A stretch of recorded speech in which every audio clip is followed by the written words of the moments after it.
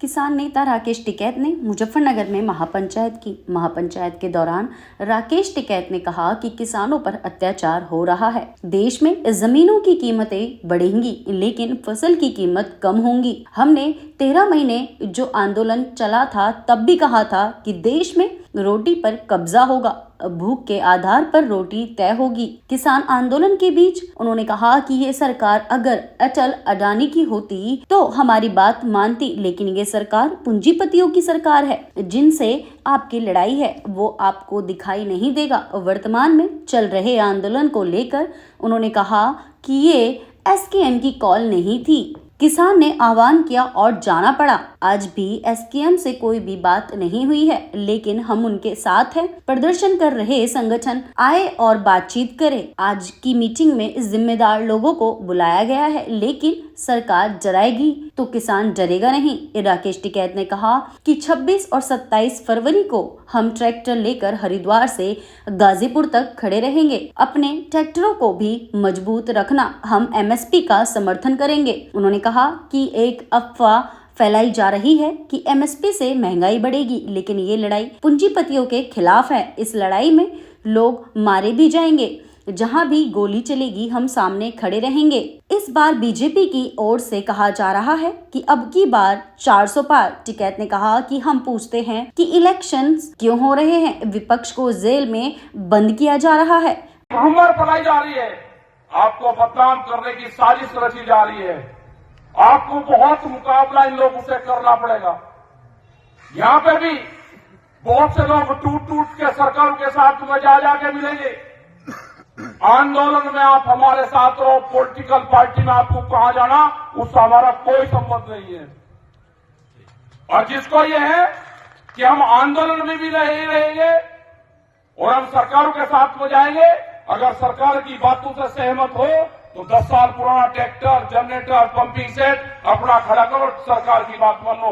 ये किसानों को धोखा देने का काम ना करो। एक आदमी नहीं है कि अपना ट्रैक्टर छुड़वा दे। ये लड़ाई पूंजीपतियों के खिलाफ ये लड़ाई है। 10 साल में गाड़ी का कुछ बिगड़ता है, 10 साल में ट्रैक्टर का कुछ बिगड़ता है।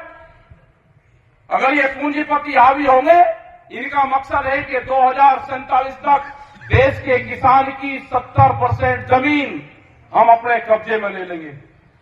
जो एक कलोज था, पहले जमीनें लोग बेचते थे, जिनके पास में जमीन की जमींदार था वो बेचता था।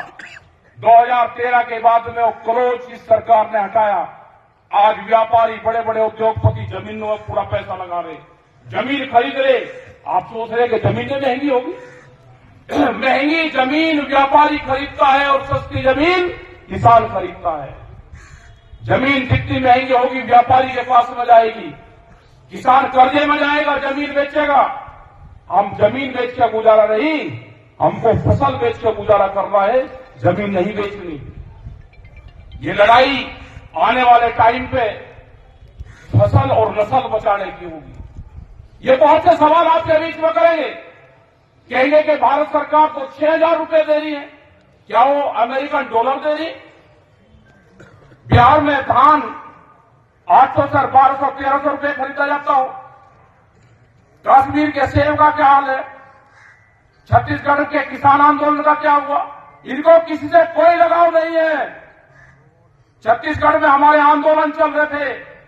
बता दें कि आज किसानों के आंदोलन का 5वां दिन है। इस बीच संयुक्त किसान मोर्चा ने चेतावनी भरे लहजे में कहा है कि अगर उनकी मांगे नहीं मानी गई तो आने वाले दिनों में किसान आंदोलन और तेज होगा। वहीं दूसरी तरफ केंद्रीय कृषि मंत्री अर्जुन मुंडा ने उम्मीद जताई है कि रविवार को किसान संगठनों के साथ होने वाली बैठक में समाधान निकलेगा। सूत्रों के मुताबिक रविवार को किसान संगठनों के साथ बातचीत में सरकार एमएसपी समेत अन्य मुद्दों पर सरकार के प्रतिनिधियों और किसान संगठनों के प्रतिनिधियों की कमेटी बनाने का प्रस्ताव दे सकती है। कमेटी में सदस्यों के लिए किसान संगठनों से उनके प्रतिनिधियों के नाम मांगे जाएंगे।